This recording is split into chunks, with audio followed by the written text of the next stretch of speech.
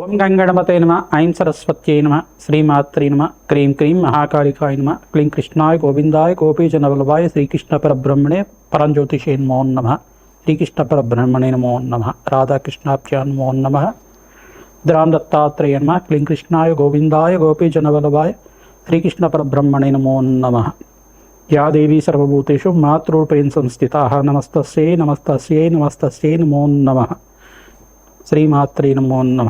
ఓం నమ శివాయ. శివాయ గురువే నమో నమ. యూట్యూబ్ ప్రేక్షకులందరికీ కూడా నమస్కారం అండి. నేను పాలపర్తి గురునాథ శర్మ, జ్యోతిషం వాస్తు సిద్ధాంతిని. మీకంతా కూడా ప్రధానంగా ఖగోళ శాస్త్రంలో గ్రహాల యొక్క స్థితిగతి, కలియిక, వాటి ప్రభావం అంతా కూడా మాస ఫలితాలంతా కూడా విశ్లేషణ చేయడం జరుగుతుంది.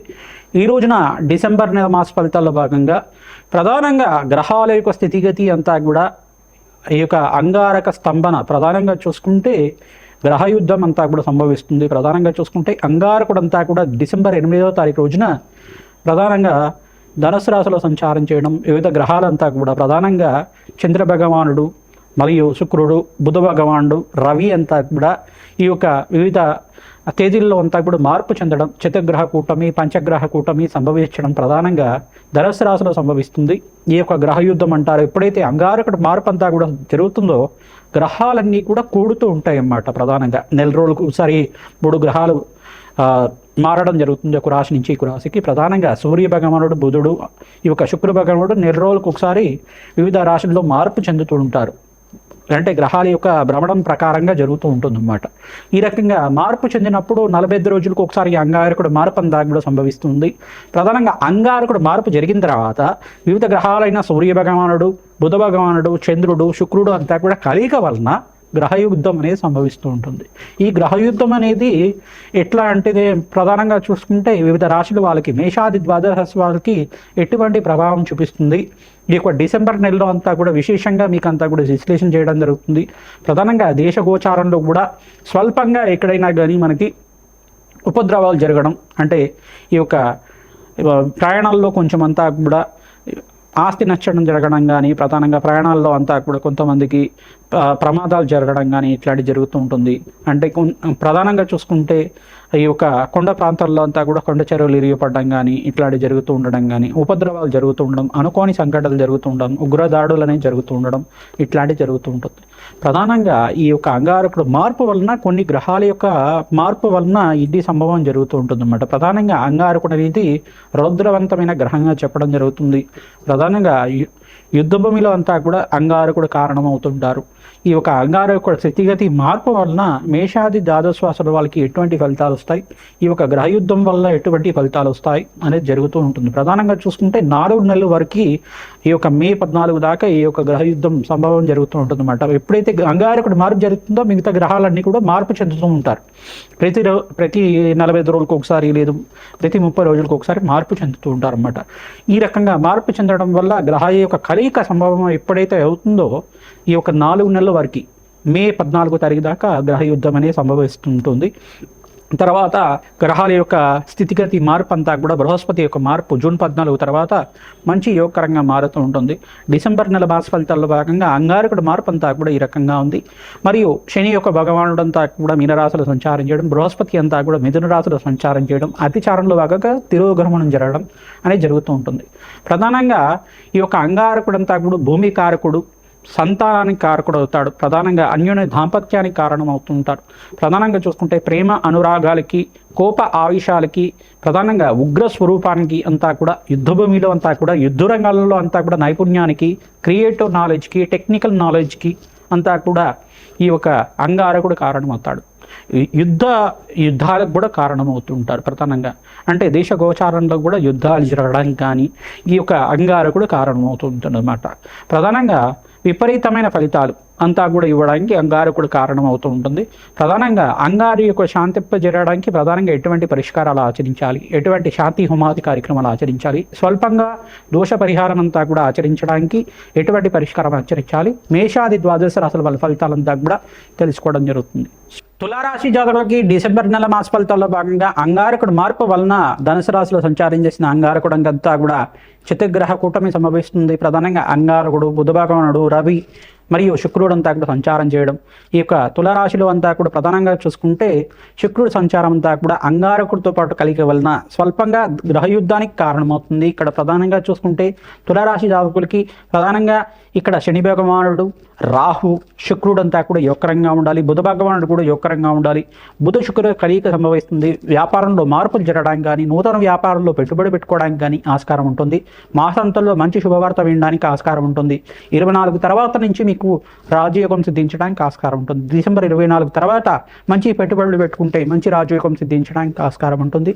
ధనప్రాప్తి కలగడానికి ఆస్కారం ఉంటుంది.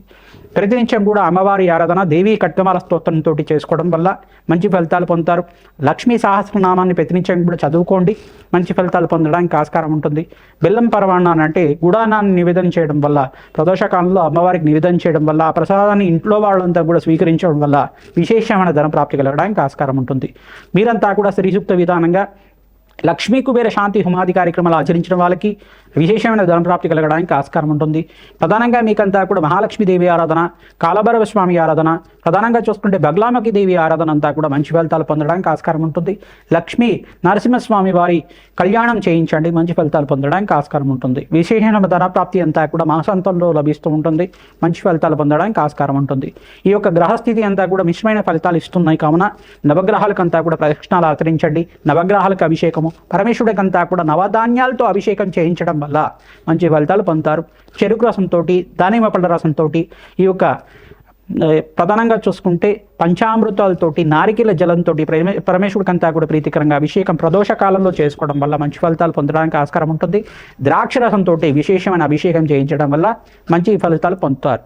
ఆకస్మిక ధనలాభం కలుగుతుంది, రుణముక్తం కలుగుతుంది. ప్రధానంగా చూసుకుంటే రుణ బాధల నుంచి బయటపడడానికి ఈ యొక్క రాశి వాళ్ళకి మంచి ఫలితాలు పొందడానికి ఆస్కారం ఉంటుంది. శ్రీమాత్రే నమః.